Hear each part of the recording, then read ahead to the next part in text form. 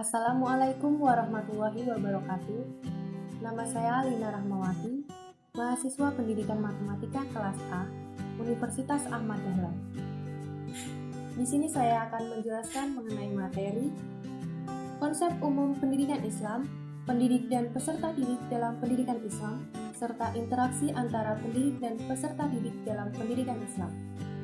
Langsung saja untuk materi yang pertama adalah konsep umum pendidikan Islam. Pengertian pendidikan Islam.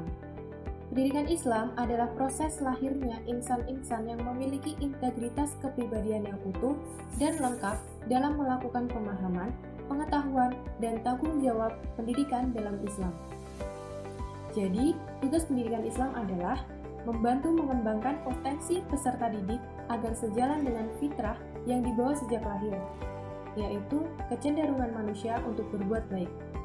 Kecenderungan ini harus dikawal, diarahkan, dan dibimbing. Dan alat itu semua adalah pendidikan. Selanjutnya ada dasar pendidikan Islam. Menurut Hasan Langgulung yang mengutip pendapat Said Ismail Ali, dasar pendidikan Islam ada 6. Yang pertama yaitu Al-Quran, yang kedua As-Sunnah, yang ketiga kata-kata sahabat, yang keempat kemaslahatan umat, yang kelima tradisi atau adat kebiasaan masyarakat, dan yang terakhir adalah hasil pemikiran para ahli dalam Islam atau ijtihad. Selanjutnya ada tujuan pendidikan Islam. Tujuan pendidikan Islam tidak sekedar aspek duniawi atau konkret saja, tetapi juga aspek ukrawi atau abstrak dan fungsional. Oleh karena itu, saat ini saya akan menjelaskan mengenai tujuan umum pendidikan Islam dan tujuan khusus pendidikan Islam. Yang pertama, tujuan umum pendidikan Islam, yaitu 1. Membentuk akhlak yang mulia. Yang kedua, mempersiapkan peserta didik untuk kehidupan dunia dan akhirat. Yang ketiga, mempersiapkan peserta didik dalam dunia usaha atau mencari rezeki yang profesional. Yang keempat, menumbuhkan semangat ilmiah kepada peserta didik untuk selalu belajar dan mengkaji ilmu. Dan yang terakhir, mempersiapkan peserta didik yang profesional dalam bidang teknik dan pertukangan. Selanjutnya ada tujuan khusus pendidikan Islam, yaitu yang pertama, memperkenalkan kepada peserta didik tentang akidah Islam, dasar-dasar agama, tata cara beribadah dengan benar yang bersumber dari syariat Islam. Yang kedua, menumbuhkan kesadaran yang benar kepada peserta didik terhadap agama, termasuk prinsip-prinsip dan dasar-dasar akhlak mulia. Yang ketiga, menanamkan keimanan kepada Allah pencipta alam, malaikat, rasul, dan kitab-kitabnya. Yang keempat, menumbuhkan minat peserta didik untuk menambah ilmu pengetahuan tentang adab, pengetahuan keagamaan, dan hukum-hukum Islam, dan upaya mengamalkannya dengan penuh sukarela. Yang kelima, menanamkan rasa cinta dan penghargaan kepada Al-Quran, membaca, memahami, dan mengamalkan. Selanjutnya terdapat nilai-nilai dalam pendidikan Islam. Nilai-nilai dalam pendidikan Islam ada 6. Yang pertama, nilai iman. Yang kedua, nilai ibadah. Yang ketiga, nilai akhlak. Yang keempat, nilai material. Yang kelima, nilai vital. Yang keenam, nilai kerohanian. Materi yang kedua yaitu pendidik dan peserta didik dalam pendidikan Islam. Pengertian pendidik. Memang, pendidik dalam Islam pada hakikatnya adalah Allah SWT. Namun dalam batas-batas tertentu, manusia juga diberi mandat kekhalifahan. Pendidik adalah orang dewasa yang memberikan pengajaran, pelatihan, dan bimbingan kepada manusia yang belum dewasa dengan tujuan untuk mengantarkannya menuju suatu kematangan diri. Sehingga tugas dari seorang pendidik adalah memberikan bantuan, arahan, dan bimbingan kepada peserta didik menuju kesempurnaan atau sesuai dengan kedewasaannya.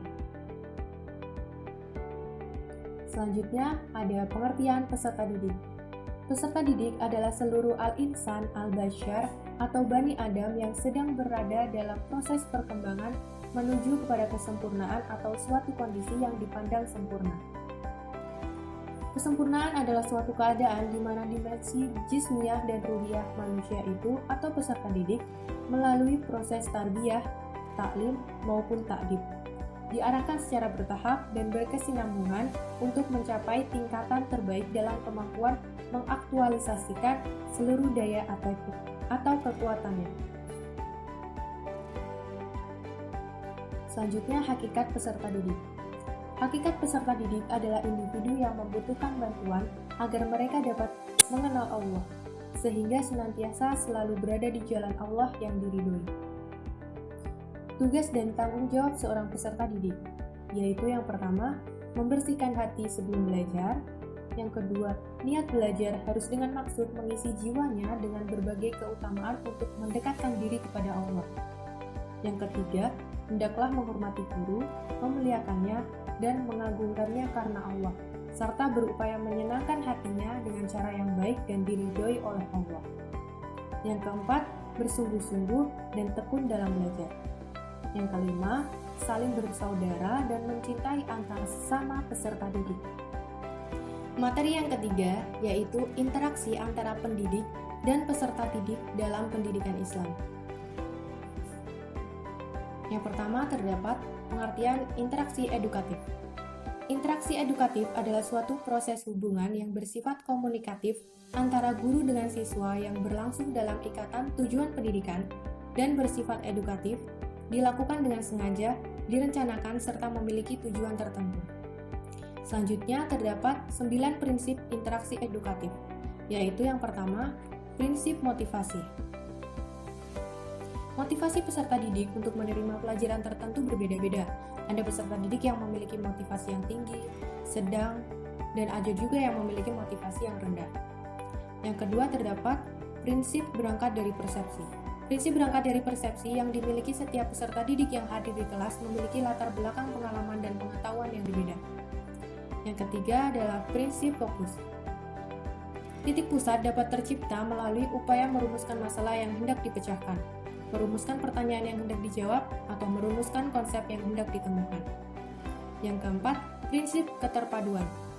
Keterpaduan dalam pembahasan dan peninjauan ini akan membantu peserta didik dalam memadukan perolehan belajar dalam kegiatan interaksi edukatif. Yang kelima, prinsip pemecahan masalah yang dihadapi. Dalam kegiatan interaksi edukatif, pendidik perlu menciptakan suatu masalah untuk dipecahkan oleh peserta didik di kelas. Yang keenam, prinsip mencari, menemukan, dan mengembangkan sendiri. Dalam rangka ini, pendidik tidak perlu berdaya upaya memberikan peserta didik dengan segudang informasi, sehingga membuat peserta didik kurang kreatif dalam mencari dan menemukan informasi ilmu pengetahuan yang ada dalam buku-buku bacaan. Yang ketujuh, prinsip belajar sambil bekerja. Belajar sambil melakukan aktivitas lebih banyak mendapatkan hasil bagi peserta didik, sebab pesan yang didapatkan oleh peserta didik lebih tahan lama tersimpan di dalam benak peserta didik. Yang kedelapan adalah prinsip hubungan sosial. Belajar bersama merupakan salah satu cara untuk menggairahkan peserta didik dalam menerima pelajaran dari pendidik. Peserta didik untuk terbiasa menghargai pendapat orang lain yang mengemukakan pendapat. Yang terakhir adalah prinsip perbedaan individu. Kegagalan pendidik menuntaskan penguasaan peserta didik terhadap bahan pelajaran yang diberikan, salah satunya disebabkan karena pendidik gagal memahami sifat peserta didik secara individual. Selanjutnya terdapat karakteristik pendidik dalam interaksi edukatif. Menurut Al-Aziz, pendidik adalah orang yang bertanggung jawab dalam menginternalisasikan nilai-nilai agama dan berupaya menciptakan individu yang memiliki pola pikir ilmiah dan pribadi yang sempurna. Selanjutnya, karakteristik pendidik adalah bijaksana, penuh kasih sayang, demokratis, mengenal murid, dan memahami kejiwaannya, berpengetahuan luas, memahami materi, sabar, dan ikhlas. Selanjutnya ada karakteristik peserta didik, yaitu patuh, tabah, sabar, punya kemauan atau cita-cita yang kuat serta tidak putus asa, dan bersungguh-sungguh dalam mencari ilmu, sopan santun, rendah diri, dan hormat pada guru. Sehingga agar seorang pendidik mampu membentuk peserta didik yang berkepribadian dan dapat mempertanggungjawabkan sikapnya, maka seorang pendidik harus mampu memahami peserta didik beserta segala karakteristiknya. Pola interaksi edukatif dalam Al-Quran tersebut terdiri dari metode searah dan metode interaktif. Metode searah menggambarkan sentralisasi kegiatan pendidikan pada pendidik. anak didik diposisikan sebagai objek pendidikan yang harus diisi dengan materi pendidikan. Metode searah ini memiliki relevansi dengan materi pengajaran yang bersifat dogmatis seperti masalah keimanan dan ibadah. Sikap tegas pendidik disertai tanggung jawab atas profesi pendidikan mampu mengkondisikan sikap patuh bagi anak didik. Yang kedua adalah pola interaktif. Pola interaktif menggambarkan interaksi pendidikan yang berjalan dua arah antara pendidik dan anak didik. Pola ini menjadikan dialog sebagai sarana komunikasi untuk penyampaian pesan pendidikan. Efektivitas pola komunikasi ini mengkondisikan pendidikan pada sifat demokratis, humanis, karena memberdayakan potensi anak didik secara rasional dan emosional. Selanjutnya adalah analisis kasus. Dekat-dekat ini, persoalan di sekolah terus meningkat. Salah satunya adalah kekerasan terhadap guru di sekolah terjadi di mana-mana. Menurut saya hal ini tidaklah benar, karena guru adalah orang tua kita di sekolah, sehingga kita pun sebagai siswa harus mampu menghormati seorang guru. Dan begitu pula sebaliknya, seorang guru harus mampu mengayomi seluruh siswanya. Namun kadang, dalam mendidik siswa-siswinya, terutama dalam hal kedisiplinan, terdapat oknum guru yang memperlakukan siswa dengan kasar mengakibatkan terjadinya tindak kekerasan terhadap siswa, seperti kekerasan fisik ataupun kekerasan psikis. Sehingga menurut saya, tindak kekerasan di sekolah itu bisa diminimalkan dengan membangun komunikasi yang baik antara orang tua siswa dengan sekolah. Dan agar tidak banyak lagi terjadi kasus tragis pada guru, sebaiknya dalam mendidik, khususnya pemberian hukuman, hendaknya yang dapat menciptakan efek positif bagi siswa. Selain itu, harus dibangun komunikasi yang baik antara siswa, guru, dan orang tua agar tidak terjadi miskomunikasi. Selanjutnya, guru dan orang tua harus bersinergi mengedepankan cara damai dan kekeluargaan sebagai contoh untuk anak didik itu sendiri. Jika tidak, kasus kekerasan akan terus menumbuhkan kebencian, dendam, ketidakpercayaan, dan kecurigaan masyarakat terhadap pihak sekolah, bahkan perseteruan berkepanjangan antara guru, siswa, orang tua, dan pihak-pihak lain yang berkepentingan. Oleh karena itu, rantai kekerasan di sekolah harus segera diputus, sehingga terjalin hubungan yang baik antara orang tua, siswa, guru, dan sekolah. Untuk itu, kita sebagai seorang guru ataupun calon guru harus selalu menanamkan nilai-nilai Islam kepada siswa agar tidak terjadi lagi kasus-kasus seperti ini. Selanjutnya, agar tidak terjadi lagi kasus-kasus kekerasan dan pelecehan guru terhadap siswa ataupun sebaliknya, saya sebagai seorang calon pendidik memberikan upaya pembelajaran matematika agar efektif dan tidak terlepas dari nilai-nilai Islam. Di antaranya adalah yang pertama, mengawali dan mengakhiri pembelajaran dengan doa. Yang kedua, menekankan aspek nilai Al-Quran yang ada dalam materi dalam mengajarkan matematika.